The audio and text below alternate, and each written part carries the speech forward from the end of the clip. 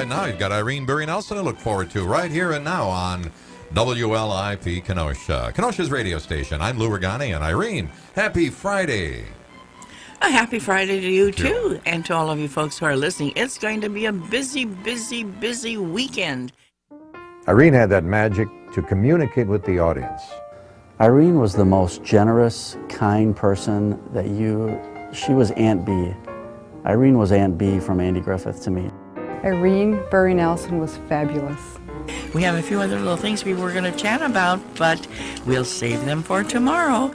Irene was the First Lady of Kenosha Radio. Now, I don't mean to limit it to Kenosha. She had listeners all over our circle. And some people actually, I found out, would accentuate their radios in fringe areas with bigger antennas just to hear her program. Well, you're dieting, aren't we all, and trying to lose weight. But even as much as you munch those celery and carrot sticks, what you're really craving is ice cream or potato chips.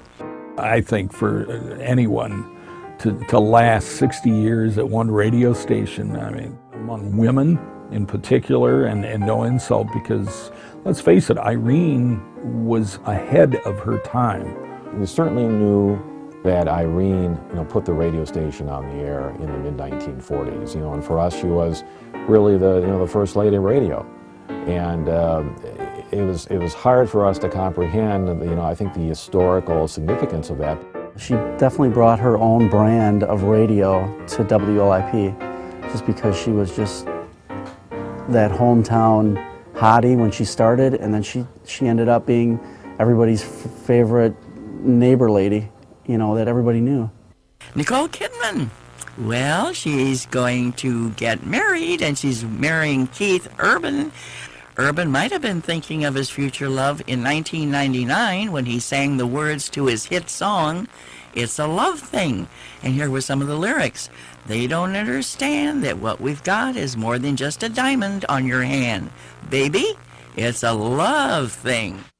Being her producer was a delight. I always looked forward to it, even though I didn't say a whole lot. She would ask me for things, and sometimes I'd surprise her. I brought a tuba in one time, and she didn't see it. It was behind the console, and she asked me if I knew this tune. Naturally, I raised the tuba and played it, and she let it fly as part of a shtick we were doing that day. But anything that worked to satisfy the audience. Irene always had a smile in her voice, and it was her positive, sunny countenance that really appealed to the listening audience. She could recite the Gettysburg Address every day, 5 days a week, and it's not going to matter as long as it was Irene, reciting the Gettysburg Address. If you ever listen to her commercials that she did for people, that paid commercials, she did the same thing. It was just off the cuff, and she just went out of her way to embellish and make you feel good, about it. And the advertisers must have loved her. Selling Irene's Around the Town program was easy. Everybody was familiar with her show, familiar with the program, and obviously familiar with WLIP. So it was a real pleasure to sell it and go into businesses and ask for sponsorships for her program. Special things about Irene on the air included, and this is one of my favorites, she had a way of putting a twinkle in her voice. So let me describe that. She could smile in a really inappropriate time, you might say, although now it makes sense.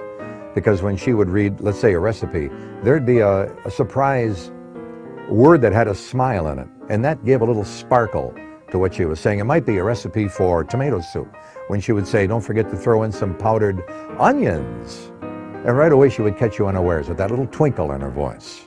You're wondering how Lucy the elephant is doing. She's doing just fine. She's up and eating, and she is very happy.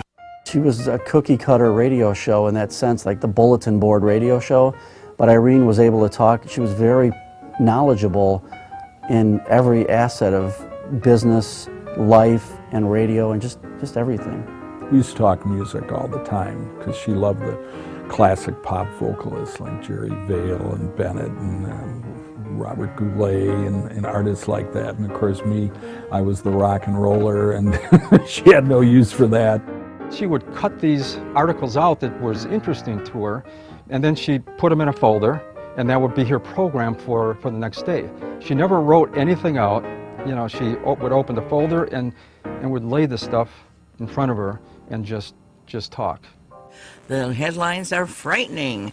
Chicago Tribune, great big headline, Sears Tower plot foiled. 7 suspects arrested in Miami. Other sites also allegedly targeted. I think, you know, what really kept her, I mean, Pete's like 60 years, holy cow. The people here. She loved the interaction with the people. And I think that out of everything, that really brings it home to her, that it was a place to go. Her favorite moments on the air were always to get a card and to read it and to find somebody who was being lifted by her program. It could be an invalid or a shut-in, let's say a hospice, the end of life, and they were still listening to her. And she found that touching, I guess we all would. And she would mention it on the air. Irene, to the community of Kenosha, was an icon. She was a fixture, just like the statues in the downtown parks or a landmark building. She deserves, obviously, to be in the Broadcasters Hall of Fame. You know, her years of service, 60 years, her personality, the people she's helped over the years. You know, to be a female broadcaster back in when she started, 47, 48, you know, it was a big step. And I think in a lot of ways, she broke ground for a lot of people, a lot of females, to get into that business.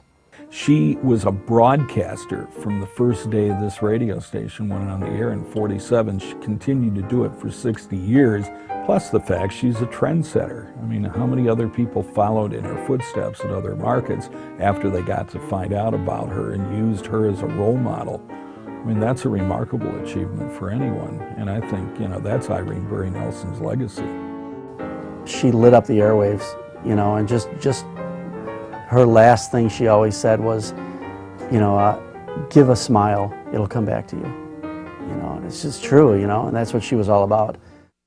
This is Irene Buri Nelson saying, enjoy every moment of this day to its fullest.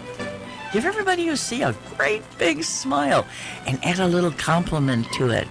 And that smile you give to them will come back, I betcha.